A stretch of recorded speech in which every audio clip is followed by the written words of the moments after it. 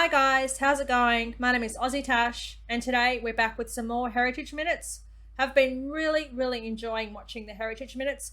Been a bit of an emotional ride at sometimes, but still loving it. Thank all my subscribers for suggesting them. They have been fantastic. Before we get into them, please make sure to jump on and hit that subscribe button. That would really help me out. Okay, let's get into it. Heritage Minutes, episode Treaty. Treaty in Cree is Naskometoin, an oral agreement, and our agreements were always spoken. For George Spence, the core of treaty was Wichihioin, to help one another. And so we, the commissioners... He was there for the making of Treaty 9, where the Cree were told... We will honor this agreement together, for as long as the sun shines and the waters flow. The Cree made their mark because they were assured that the land would be shared, and they would always be able to harvest what they needed.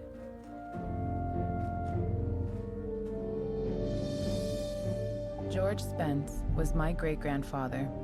In his life, he saw many promises of the treaty go unfulfilled. Treaties were essential to the creation of Canada. First Nations still fight for the agreements to be honored. That's horrible, isn't it? That George Spence, he was a young man fighting for his freedoms, the freedoms of his people, just wanting to keep their land, grow farms, create a home for their families. And he spent his whole life fighting for these freedoms that were promised to him in this treaty, and some of them went unfulfilled. That's really sad, isn't it? It's similar to things that we have here in Australia. We have agreements with Indigenous people, with Aboriginals. We give them back their land. We ask them to use their land. We have acknowledgement of country when we use their land. It can be sad and it can be messy. All we can do is just move together forward and make the world a better place. All I wanted was to see a movie. One down, please. I can't sell downstairs tickets to you people. How dare they? I could afford to buy the more expensive ticket. I run my own business. But they refused to take my money.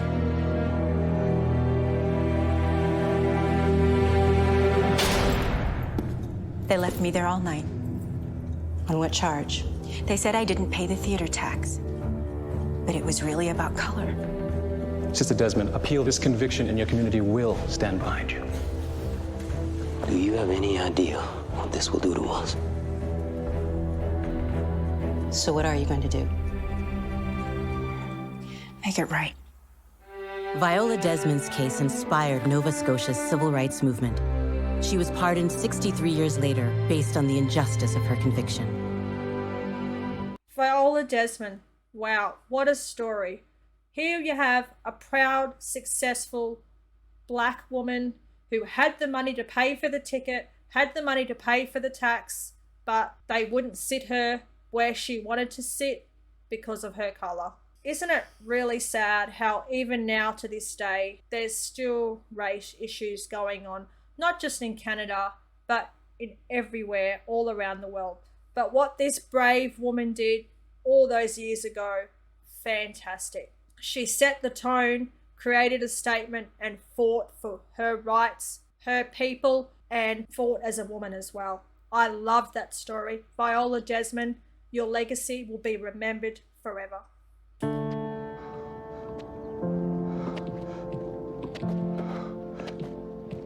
I'm not special.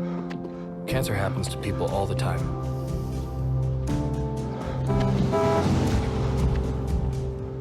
I take 1 mile at a time, 26 miles a day. I want to set an example that'll never be forgotten. Sometimes, it feels endless. But the pain I feel is nothing. I've seen little kids in so much pain. Somewhere, the hurting must stop. Terry Fox ran more than halfway across Canada to raise money for cancer research. Every year, millions of people around the world continue the marathon of hope in his name. The Terry Fox run, the Terry Fox video, the Marathon of Hope. I did a video and learned about Terry Fox. Oh my gosh, that young man, 21, 22 years of age, doing what he did, no matter what. He knew that the cancer was terminal, but he wanted to raise money for the kids. And he gave it everything he could. I've learned that there's the Marathon of Hope run that's run all around the world. There's fundraising for it every year in Canada at schools and things like that. There's statues in his name, 4 statues in Canada. This young man, his legacy will be remembered forever. Dear Mother, I am no stranger to suffering, but nothing could have prepared me for this. The boys come to us mangled and blinded, and so often there is little we can do. If this war doesn't end soon, there won't be a man living on the face of the earth.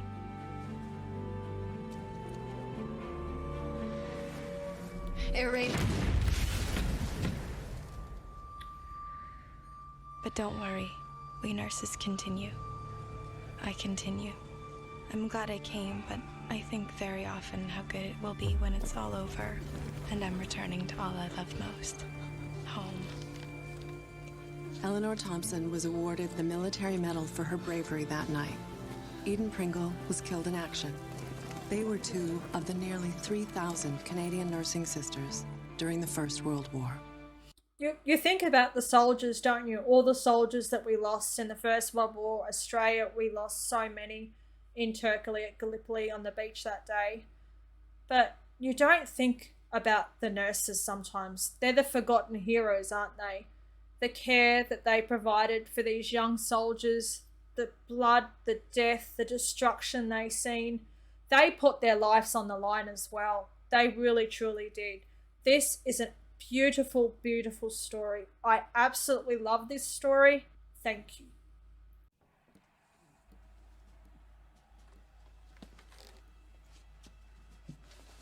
Wasn't easy growing up on Sargent Avenue.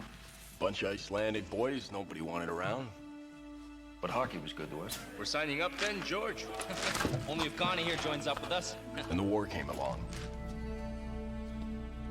Broke up the team. But we were needed, and we went. It cost us. Too much, maybe. I don't know. But I do know one thing. We still got some fight left in us, right, boys? It's the game we've been saving it for. For us. For Canada. For the boys of Sargent Avenue. The Winnipeg Falcons served Canada in the First World War. 2 teammates never made it home. The rest went on to win the very first gold medal in Olympic hockey. Okay, that story has just, so many emotions, so many feelings. These young boys, they had a great team, they were building for great things, and then the war broke out and they all went to fight together. 2 didn't return. But for their teammates, they put their team back together and went and won a gold medal. What a beautiful, powerful story. Well done to the first gold medal team, the Winnipeg Falcons. General Brock is dead. Americans hold the heights. We are but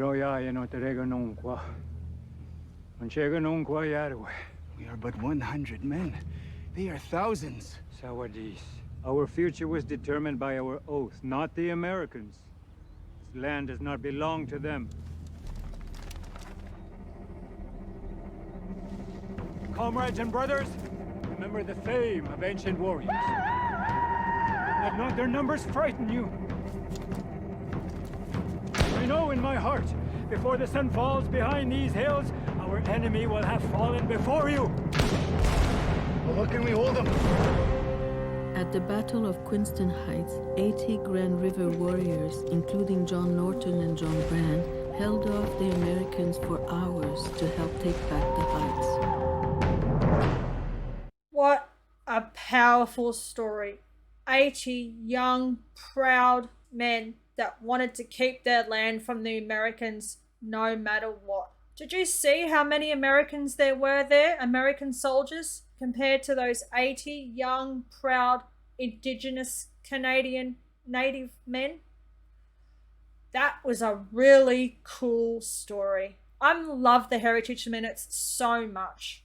When he was only 16, Richard Pierpoint was enslaved in Senegal and taken to America. All us men have sworn on this petition to fight. You're an old man. The British Army has militias and trained soldiers. I fought with the British during the American Revolution. Take your land and farm it. Leave the Americans to us. With respect, sir. I was born a free man, and I intend to die one. Your officers fight for land and money. I fight for my freedom. Richard Pierpoint was one of thousands of black loyalists who won their freedom in the American Revolution. 30 years later, at the age of 68, he petitioned for an all-black unit that would defend Upper Canada during the War of 1812. Well done to Richard Pierpoint. Didn't matter how old he was, he wanted to fight for his land. He wanted to fight for his freedom. He didn't care about colour or race or religion or anything like that. He was an old, proud man. He wanted to fight. He was willing to die for it. And he did. He fought. Well done. I love these stories so much. This tree represents our people. What kind of tree is it, Duda? A tree of great peace. The peacemaker gave the great laws of peace to the Iroquois in the dark times, many years ago. I and Wata spoke for the peacemaker. You chiefs have brought ruin and despair to your children through war. We must fling this burning demon into the underground river to be carried away forever. Peace now. Peace. And the power of the great peace drove the evil from them.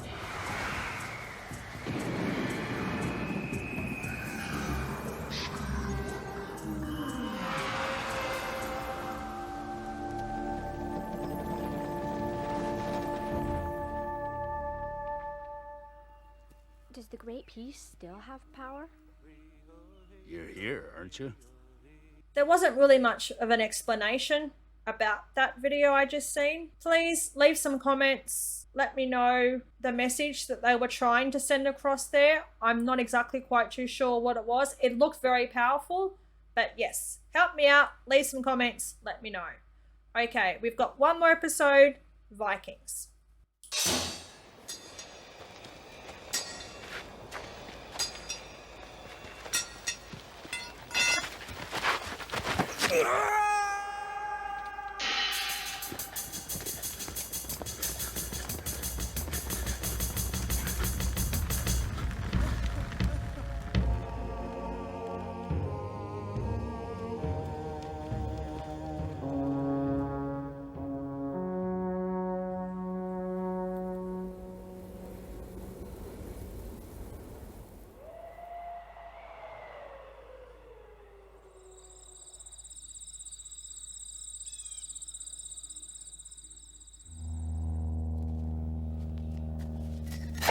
Do you know what I think this is? Helga and Anastina Ingsta proved that the Vikings were by centuries the first Europeans to visit this continent. That is a really cool little tale, isn't it? So they discovered that it was actually the Vikings there by digging things up in their, I don't know if it was their backyard or if it was just at the side of the water, not quite too sure. But what a really cool little story that was. Another great series of the Heritage Minutes. So many powerful episodes in the Heritage Minutes. Loving the series so much. Still got heaps to go. Terry Fox. Oh, every time I think about that brave young man and what he set out to do and what he accomplished and the legacy that he still holds today, it's just incredible, isn't it? Absolutely incredible. That was the video for today. I hope you enjoyed it. If you did, smash the like button. Please leave some comments on some things that I didn't understand. And remember to subscribe. That would really help me out. Cheers from down under. Take care. Bye.